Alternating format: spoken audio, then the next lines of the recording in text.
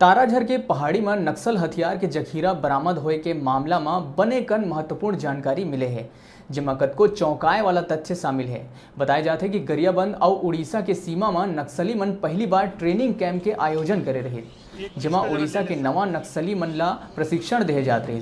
दुर्गम पहाड़ी के ऊपर स्थित ट्रेनिंग कैंप के भनक गरियाबंद के एसपी एमआर आहिरे ला लग गए। दबे पांव एक काम बर बेहद सटीक रूप ले तैयार करे गए विशेष टीम E30 के जवान मन ला भेजे गई। फिर नक्सली मन ला जवान मन के पहुंचे के चंद मिनट पहले ही एक भनक लग गई। ट्रेनिंग कैंप खाली कर नक्सली फरार हो गई।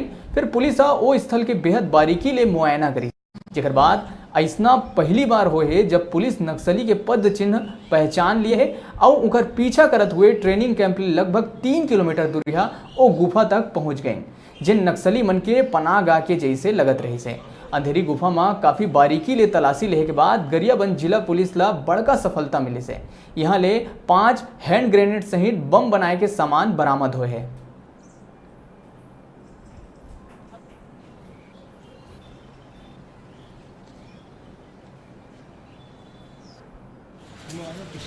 सर घटना क्या हुई?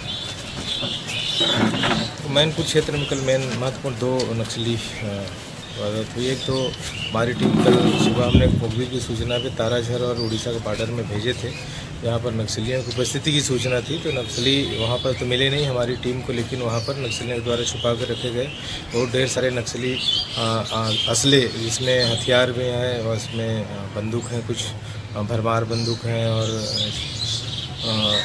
जिलेटिन है, फ्लैश लाइट है, रिवाल्वर है पुराना खराब हालत में।